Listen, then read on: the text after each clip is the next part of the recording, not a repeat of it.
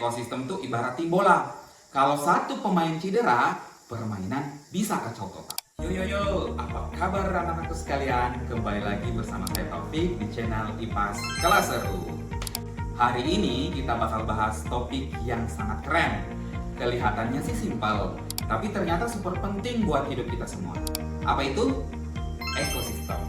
Tapi tenang, kita nggak bakal ngomongin pakai bahasa buku yang bikin ngantuk. Kita bakal kupas bareng, santai, tapi tetap nancep di otak kalian. Jadi siap-siap, karena setelah ini kamu bakal lihat kalau semut, pohon, sampai manusia tuh ternyata satu tim. Nah, kita masuk sekarang. Apa itu ekosistem? Oke anak-anak sekalian, biar gampang diingat, kata ekosistem tuh asalnya dari dua kata, yaitu eko artinya rumah, dan sistem artinya kerjasama.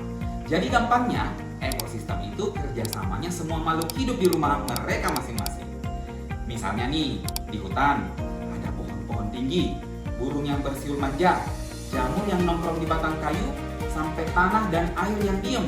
Tapi penting banget, semuanya kerja bareng buat bikin lingkungan tetap hidup. Kalau salah satu rusak, misalnya pohon ditebang sembarangan, efeknya bisa kemana-mana.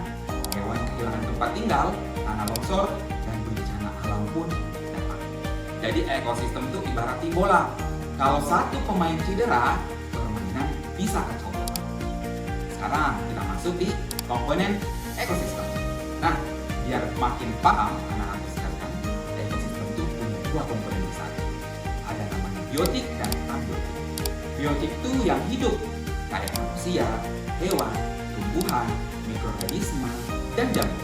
Pokoknya yang bisa makan, bernafas, dan berkembang biak. Sementara abiotik itu yang nggak bisa hidup, tapi penting banget, kayak cahaya matahari, air, suhu, tanah, udara, dan mineral. Tanpa mereka, makhluk hidup juga nggak bisa hidup. Contohnya nih, tanaman butuh cahaya matahari buat fotosintesis.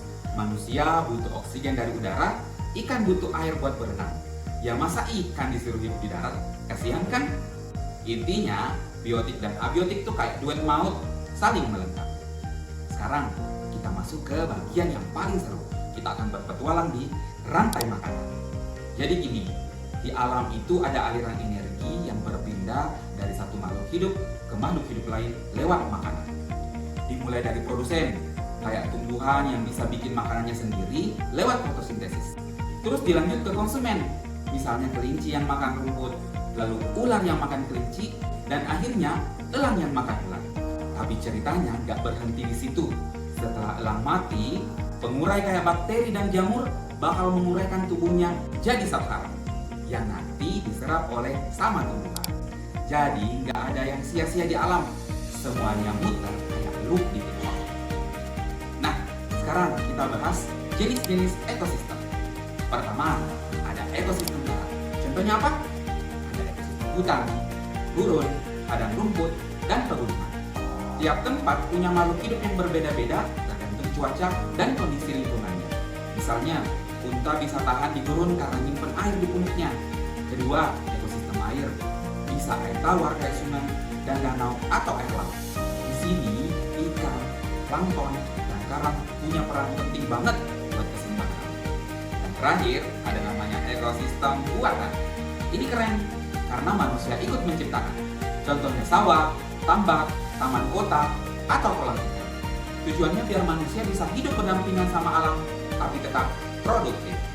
Jadi, dimanapun kalian berada sekarang, di rumah, sekolah, atau mall sekalipun, itu semua masih bagian dari ekosistem anak-anakku sekalian. Nah, ini bagian paling penting, gimana cara kita menjaga ekosistem supaya tetap seimbang.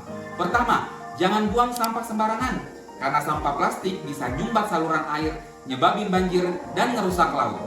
Kedua, hemat air dan energi, matikan lampu kalau nggak dipakai, cabut charger, dan pakai air secukupnya. Ketiga, tanam pohon atau rawat tanaman di rumah. Kedengarannya sepele, tapi satu pohon bisa buat ngasih oksigen buat 2 orang. Ingat, alam tuh kayak sistem komputer. Kalau satu komponen rusak, sistem bisa crash. Jadi yuk, kita jadi guardian of nature versi anak muda yang keren, peduli, dan beraksi.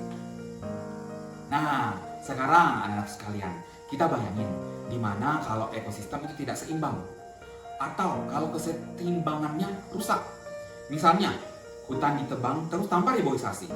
Hewan-hewan kehilangan rumah, predator nggak punya mangsa. Akhirnya, mereka pindah kemana? Pindah ke pemukiman kita semua. Pindah ke pemukiman manusia.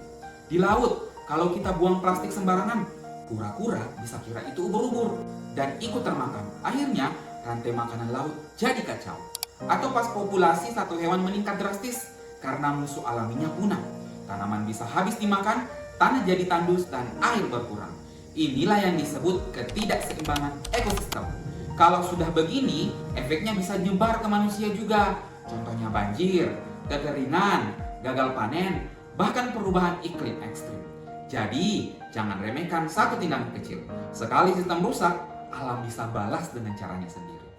Jadi kesimpulannya anak-anakku sekalian, ekosistem itu kayak jaringan besar yang nyambung satu sama lain.